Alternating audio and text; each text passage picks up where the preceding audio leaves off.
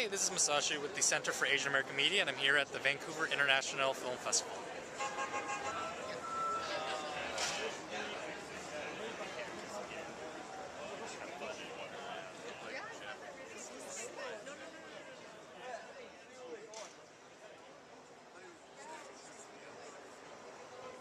My name is Jeff Chiba Stearns, and I am an animation documentary filmmaker from Vancouver, British Columbia.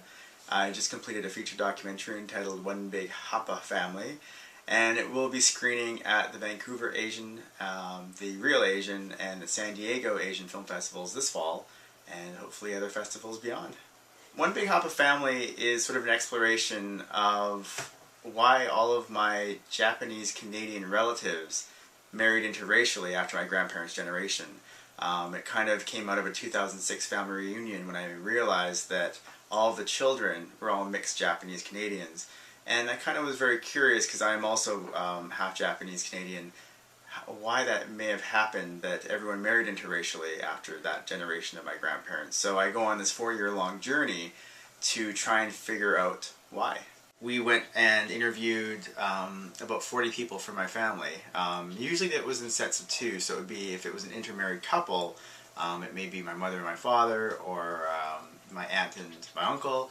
So it made the interviews a little easier, because it wasn't just focused on one person, and so they felt more comfortable with each other, because if one person, and I was encouraging that they argue with each other, right? Or, if one didn't agree with the other, they could kind of go back and forth and have a dialogue. And so I felt it was quite nice too, because for some reason my family trusted me. At least I hope they trusted me. And partially because I had done some films beforehand that looked at exploring identity and were kind of self-reflective. So when it came to interviewing them, I think they all felt quite comfortable. We sort of worked our way into the interviews, and over time it was just like having a nice conversation with family. And for me, filmmaking is a very self-reflective, very sort of therapeutic process. I would call it self-therapy almost.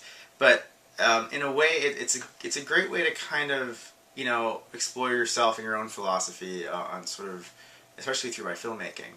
And because of that, I find with each film, and because this film in itself is my first feature film, and it took 4 years to create, there's definitely a huge growth period for me as a filmmaker, as an editor, as a storyteller, to really sort of evolve my craft and evolve sort of the way I approach making film. People sort of kind of say, hey, yeah, this is, you're tackling some tough stuff here. Because anytime you are presenting work or creating work surrounding sort of race or ethnicity or identity, it's a very slippery slope sometimes, because some people feel very strongly towards, do we need to discuss these issues anymore, or these things that need to be brought up? And technically I think they do.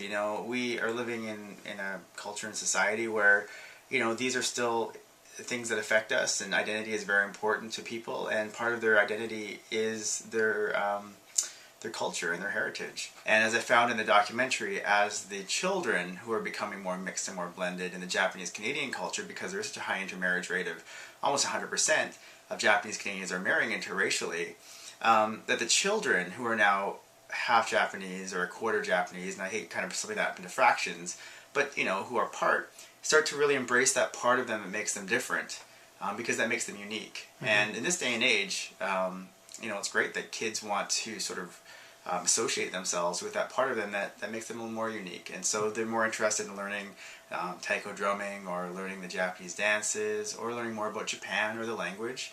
And I think that's a great place to be. The way I make film and my philosophy towards making film is that I always make film that a family could sit down and watch together, right? And then they can discuss that film together as a family. So young and old, should be able to have access to this film. And so the animation presents itself as a way for children or for a younger generation to come into the film, because kids love animation.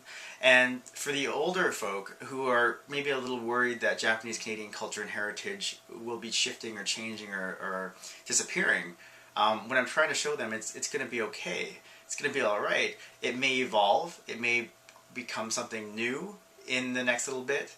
But I want them to sort of know that it's going to be okay. Because I think for them, they're very worried that there's going to be a loss of Japanese Canadian culture and heritage in Canada because of the intermarriage.